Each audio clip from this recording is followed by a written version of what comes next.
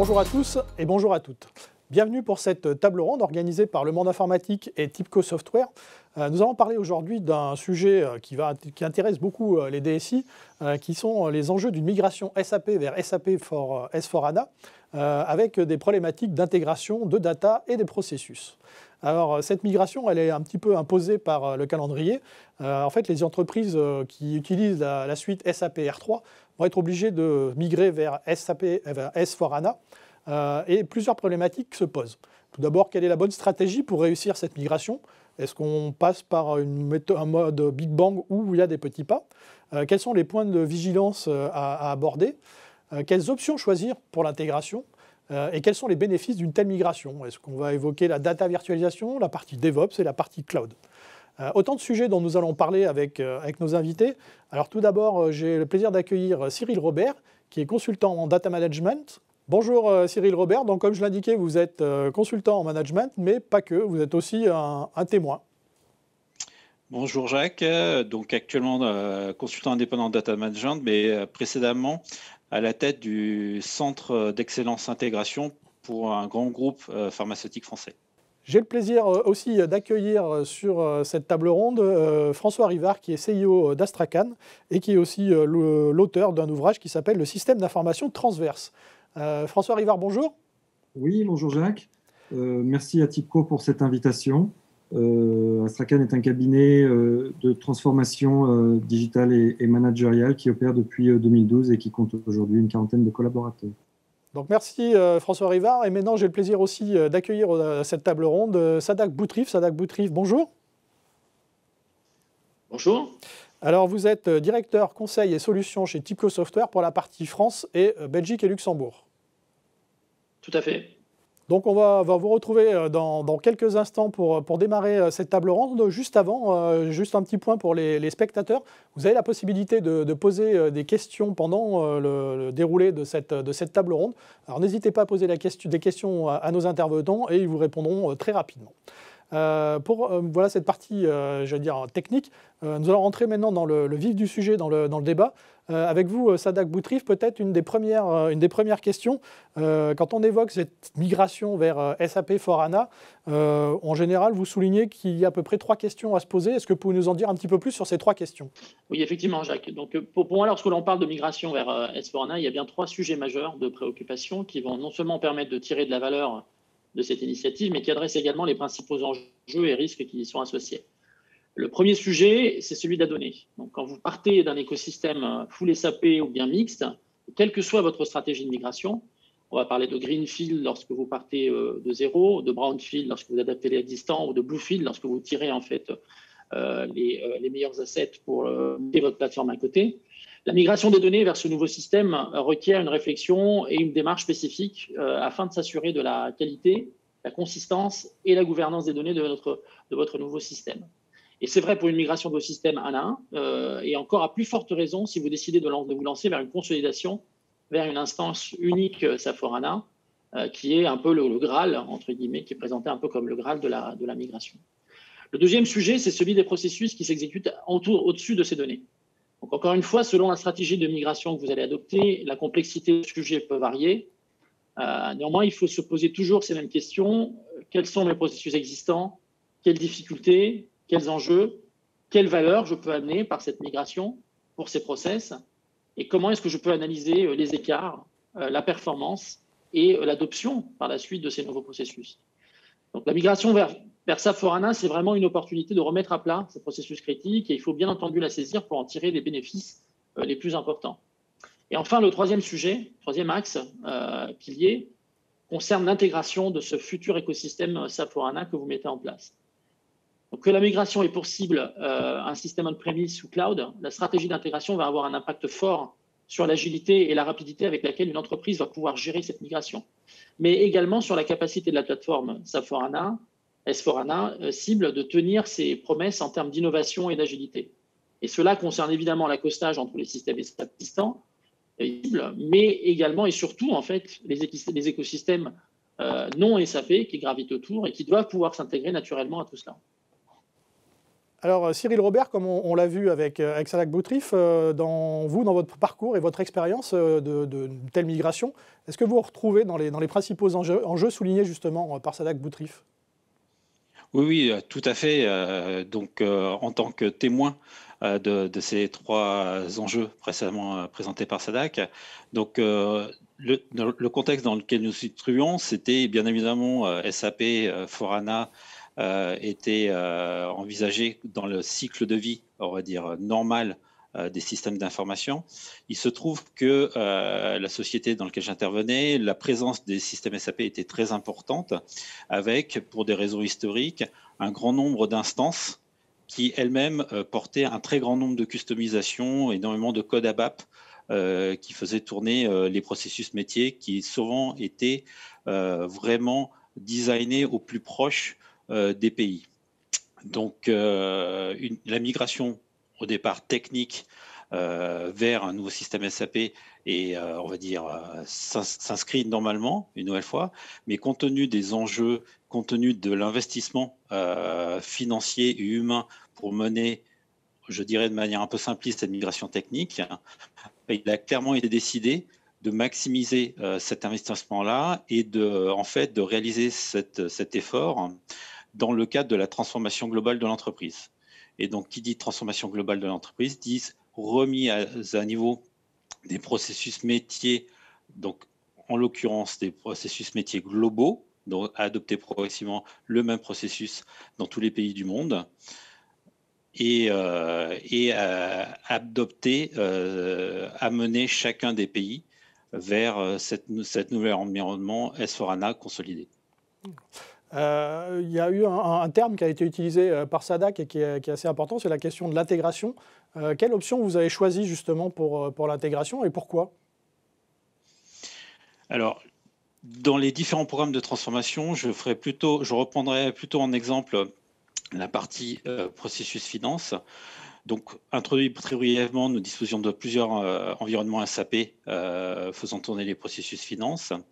Et donc, en prenant cet exemple-là, la consolidation des processus finance dans une seule instance S/4HANA représente déjà en tant que tel un enjeu de transformation métier très important.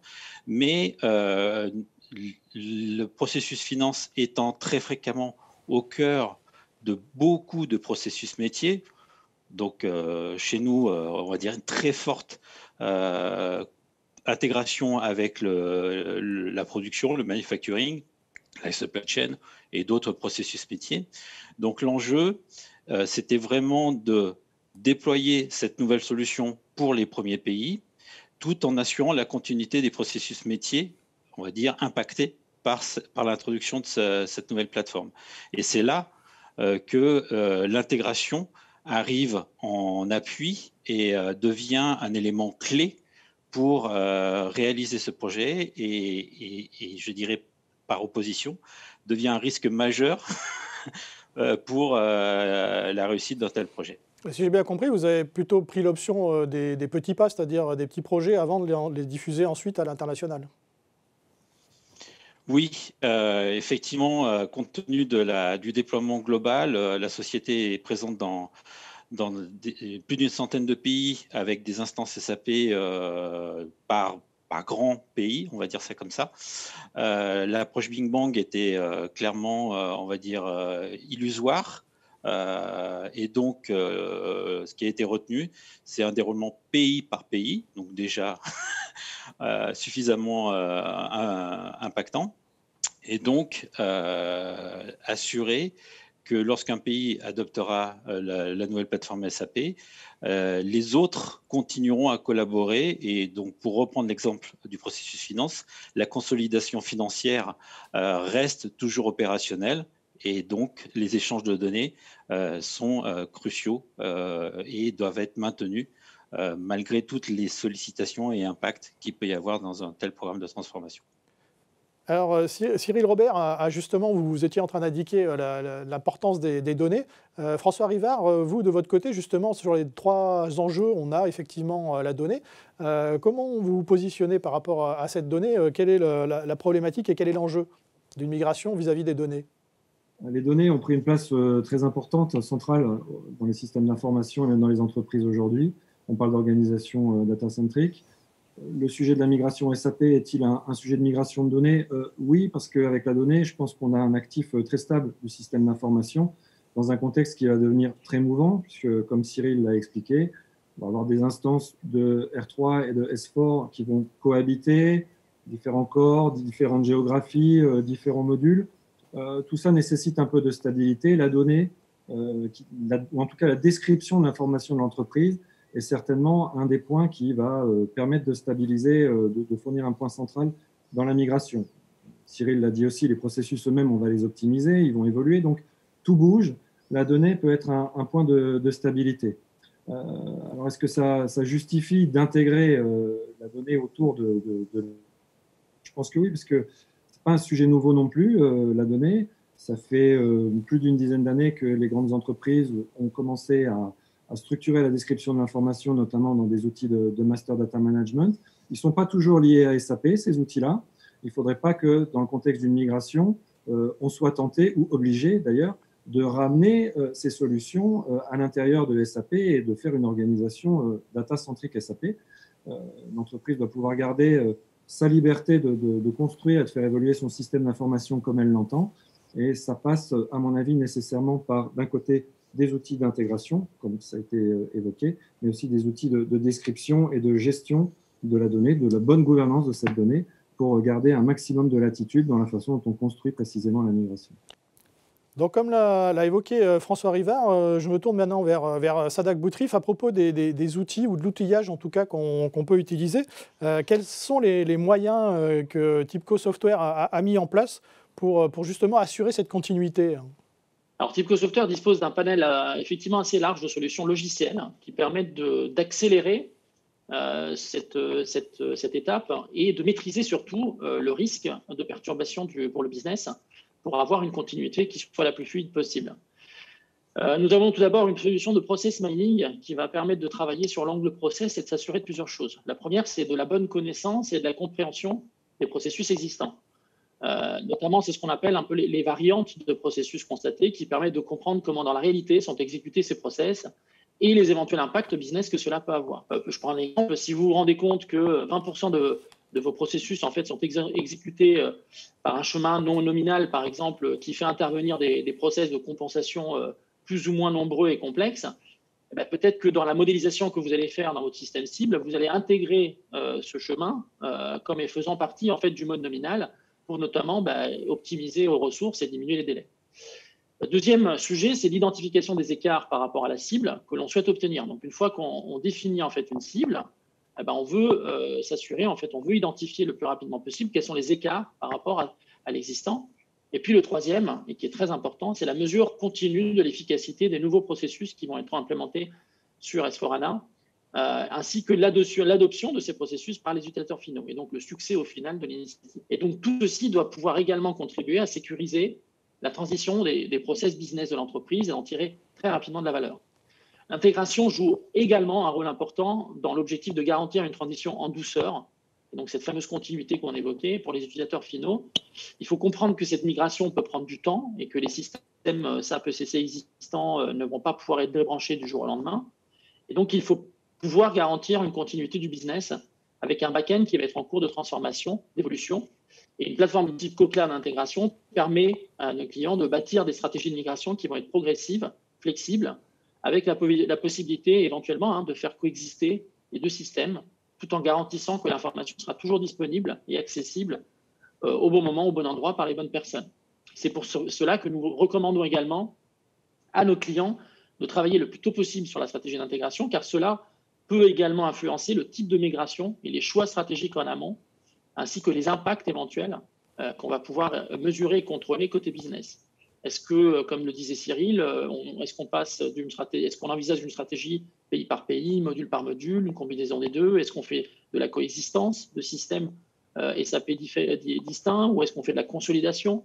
Voilà, une plateforme d'intégration comme type CoCloud d'intégration offre des leviers pour pouvoir choisir justement le meilleur chemin à arpenter pour les clients, sachant que celui-ci sera forcément unique et propre à leur contexte. Et puis enfin, des technologies comme TIBCO Data Virtualisation permettent également de répondre à des problématiques de continuité de service, en particulier sur l'aspect en fait exploitation et analyse des données, qu'elles soient à des fins opérationnelles ou analytiques. Donc, en créant des data marts virtuels au-dessus des systèmes SAP et non SAP existants, on va permettre en fait d'organiser la migration sous-jacente à son rythme, en débranchant petit à petit les sources qui sont présentes et en les remplaçant par les nouvelles données migrées dans SAP S/4HANA ou vers un autre applicatif que vous auriez choisi pour compléter votre transition vers S/4HANA.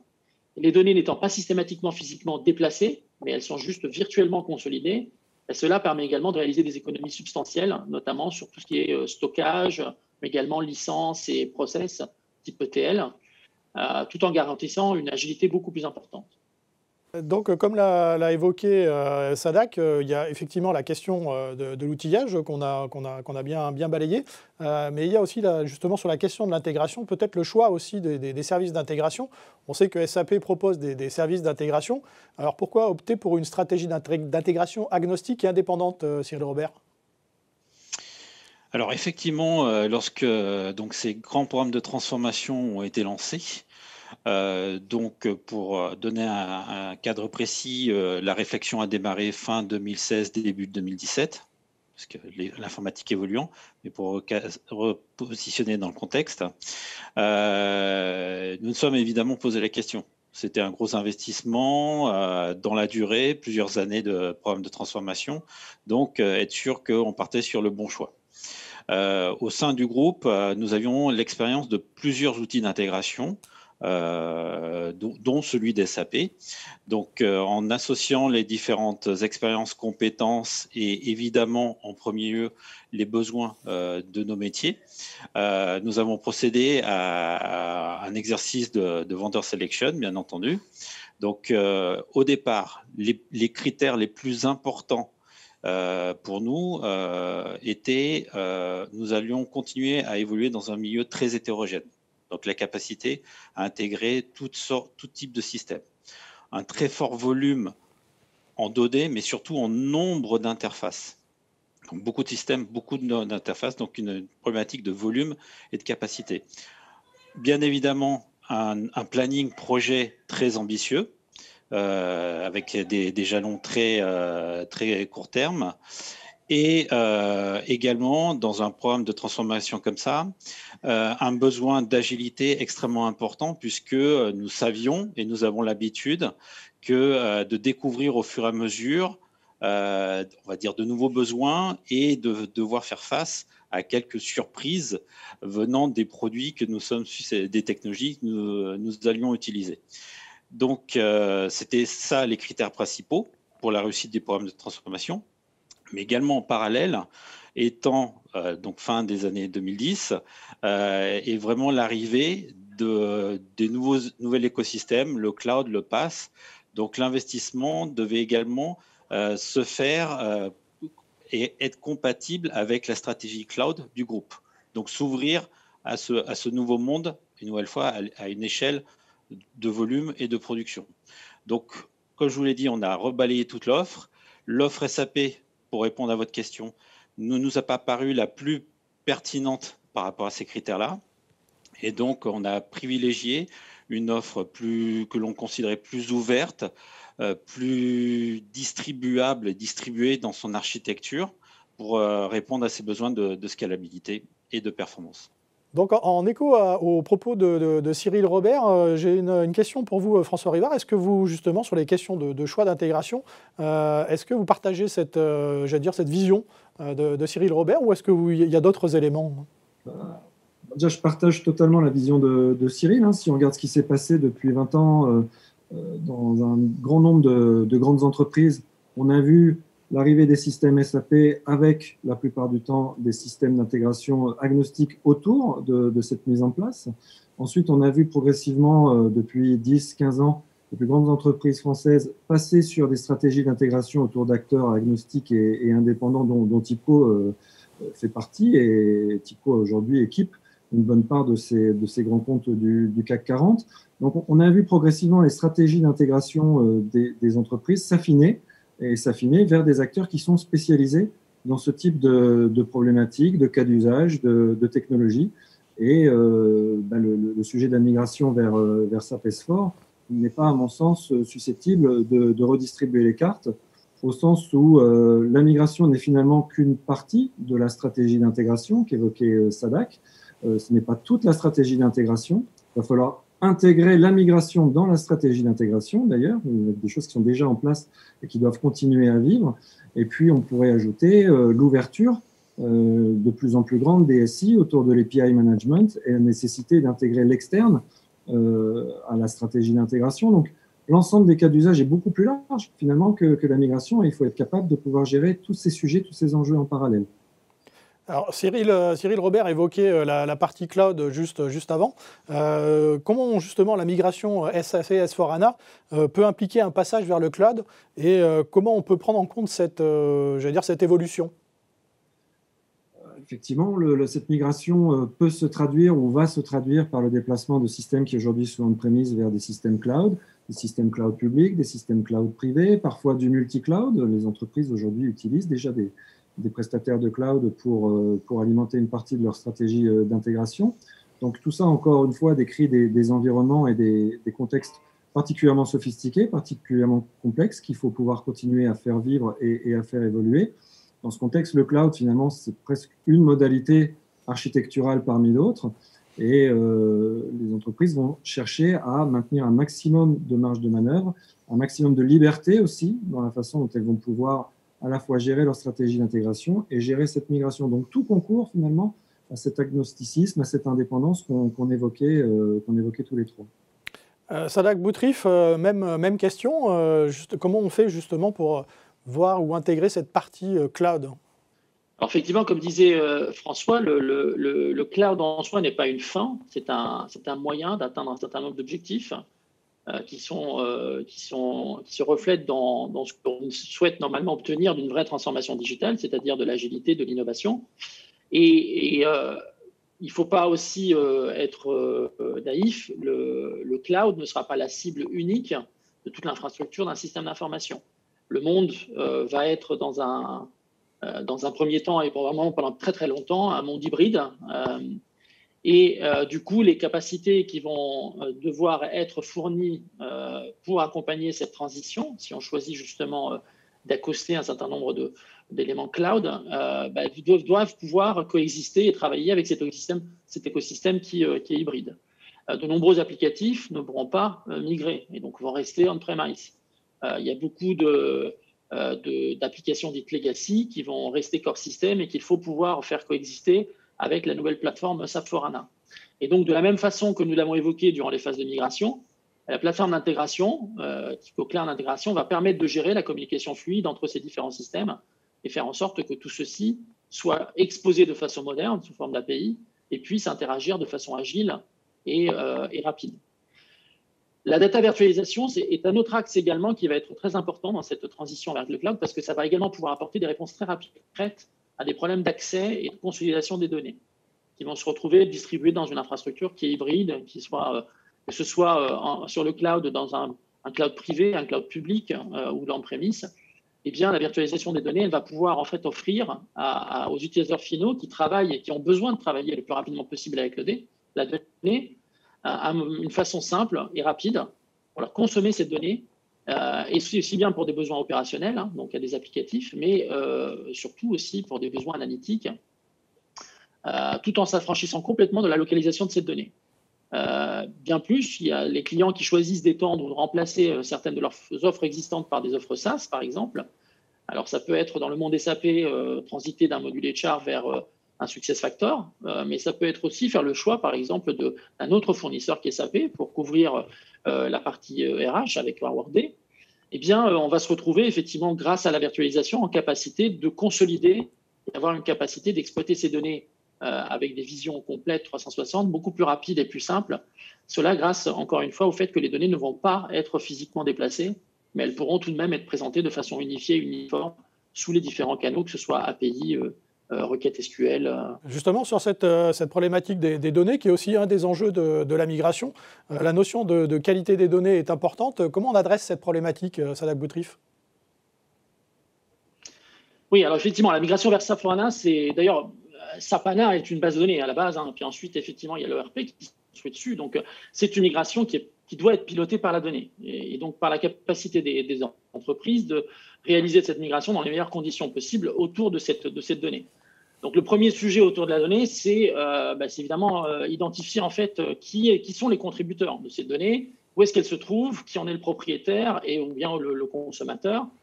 Et je pense que vraiment, cette migration, c'est l'occasion de se poser des questions, des bonnes questions de gouvernance de la métadonnée, de se poser la question de comment est-ce qu'on peut cataloguer un peu mieux ces données critiques, mieux connaître les usages et mieux contrôler aussi la diffusion de ces données.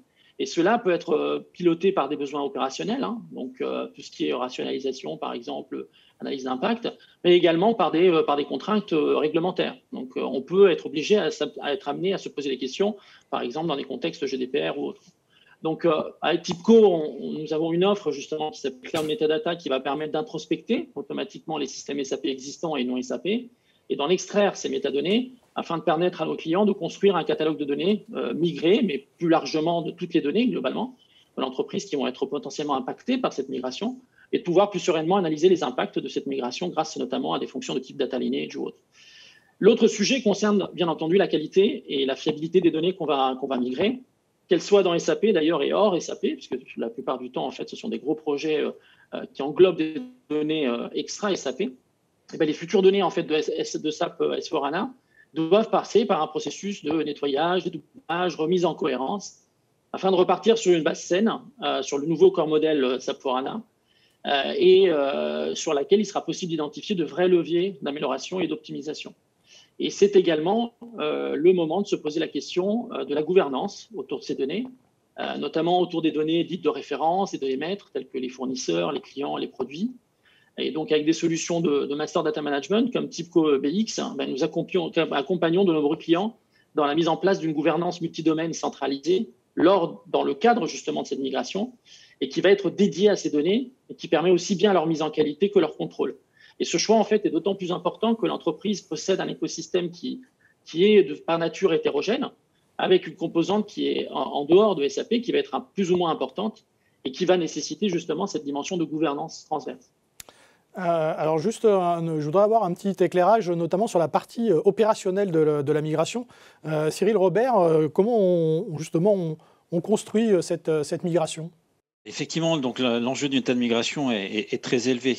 Et dans le cas qui a été le nôtre, l'approche a été de dire on déroule cette migration donc, dans le cadre de programmes sur plusieurs années. Donc, ça veut dire qu'il faut mettre au départ les fondations les plus solides possibles pour tenir dans la durée. De par, une nouvelle fois, les investissements, mais également le volume d'activité et le déploiement qui, à terme, sera très important. Mais en parallèle, garantir un haut niveau d'agilité. Donc, c'était un peu le côté schizophrène d'un tel programme de migration, c'est qu'on veut assurer une fiabilité la plus élevée possible pour les processus métiers qui adopteront la nouvelle plateforme S/4HANA, mais compte tenu du déploiement par petits pas, step by step, et dans notre cas pays par pays, cette capacité à toujours se mettre à jour et à s'adapter aux nouveaux besoins, aux nouveaux événements qui seraient susceptibles d'intervenir au cours de la durée du programme. Donc, pour ce faire, donc méthodologie agile au départ, mais plus que la méthodologie, c'est surtout une mise en œuvre d'une équipe agile. Donc, ça veut dire avec des compétences, avec un très haut niveau de compétences, je dirais, qui sont donc capables de réagir et d'avoir une force de frappe assez immédiate. Un investissement dans l'outillage, donc pour faire très simple, énormément d'automatisation, pouvoir une nouvelle fois dérouler des actions à une envergure assez large, procéder éventuellement à des tests de non-régression et ce genre de choses, une nouvelle fois avec une capacité de réagir très vite.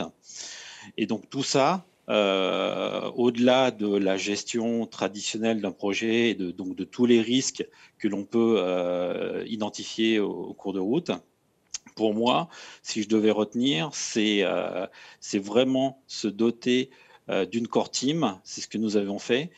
Donc, en appui avec des partenaires, et en l'occurrence, TIPCO nous a accompagnés dans cette longue route.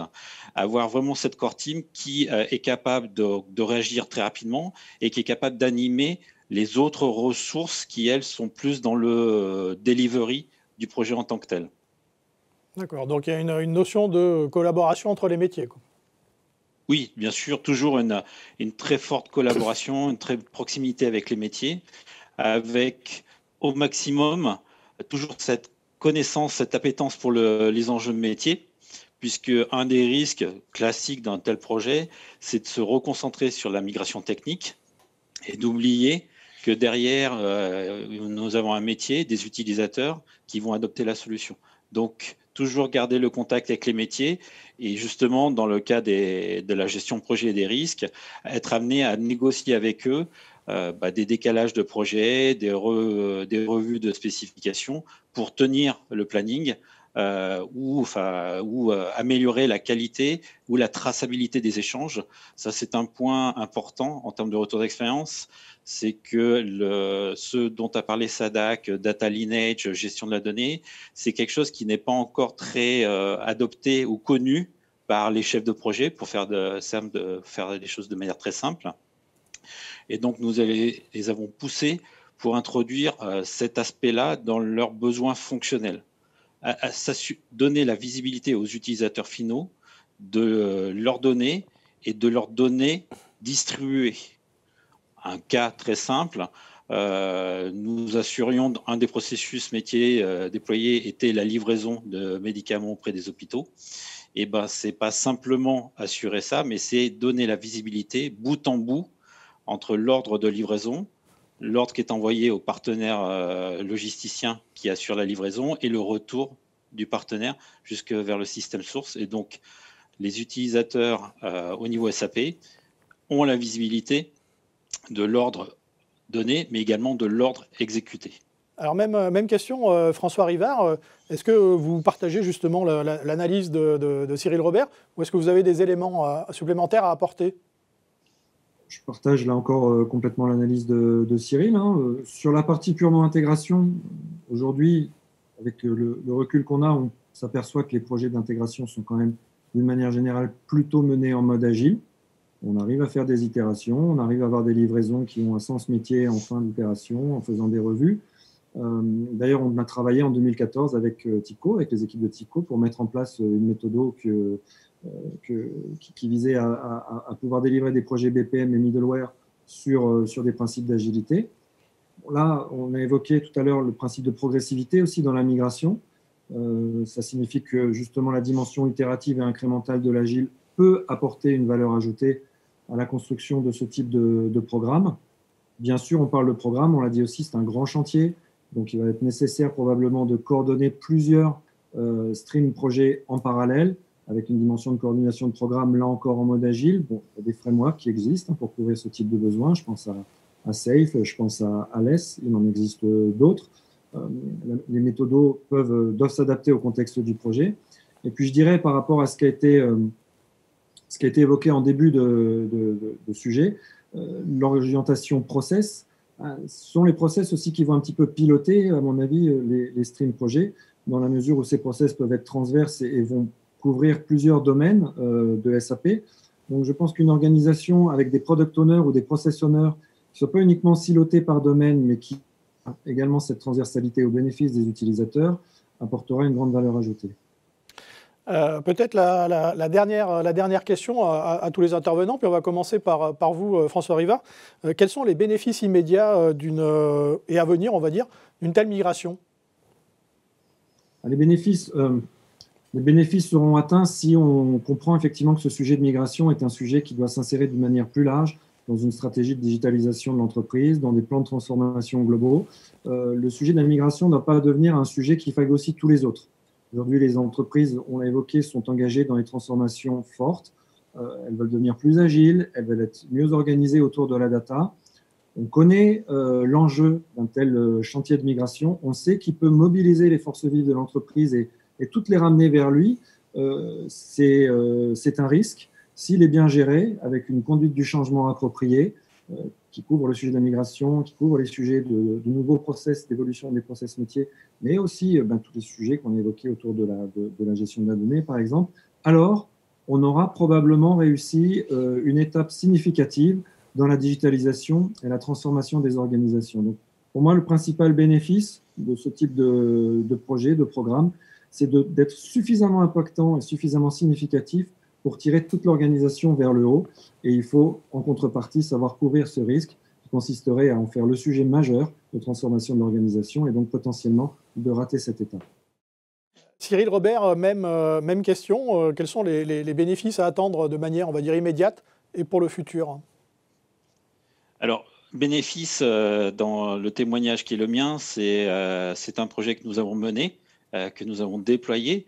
Donc, le bénéfice a été de déployer en vrai ces nouveaux processus, de dérouler ces projets informatiques vraiment en appui de la stratégie de l'entreprise avec, entre autres, ces programmes de transformation.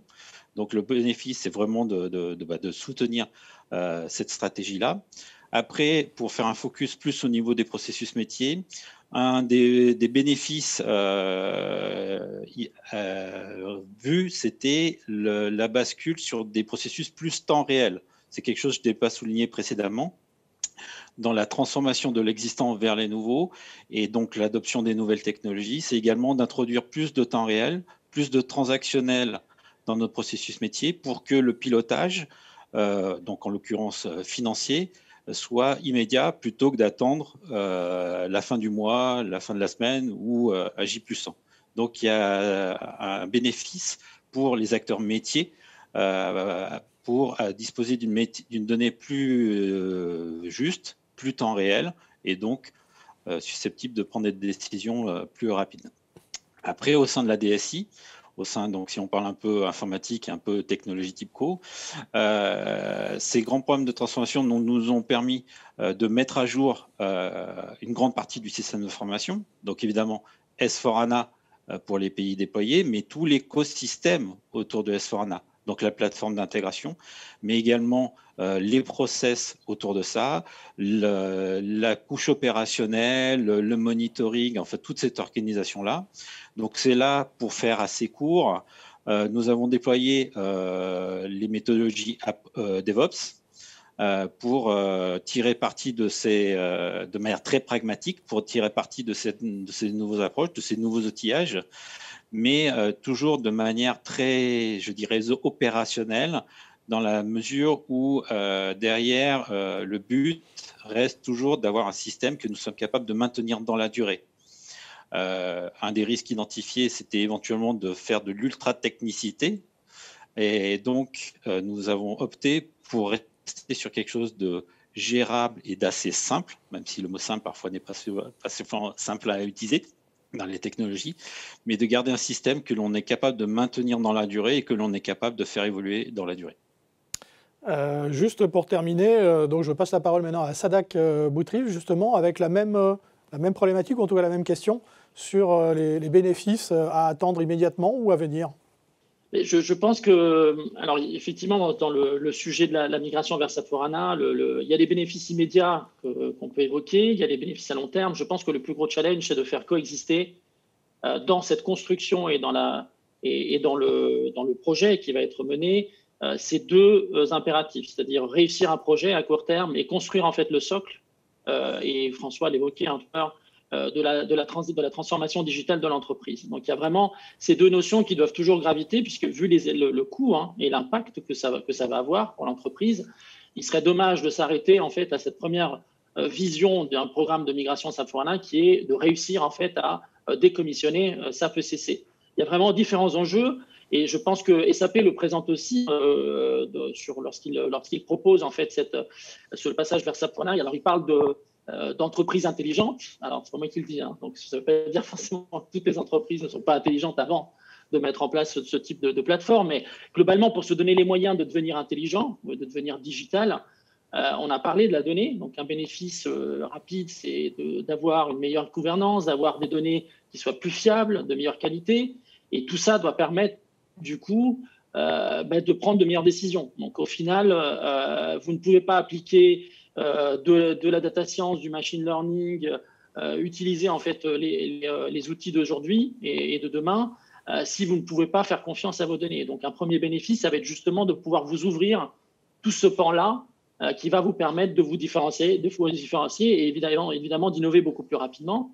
On a parlé d'intégration et les bénéfices, évidemment, au-delà de réussir cette migration, c'est de poser les fondations de ce qui est le système d'information ouvert et moderne de l'entreprise, qui va reposer sur des API, qui va permettre effectivement d'embarquer des nouveaux partenaires, des nouveaux fournisseurs, des nouvelles applications, des nouvelles applications SaaS, par exemple, en quelques jours, en quelques mois, sans avoir à tout déstructurer.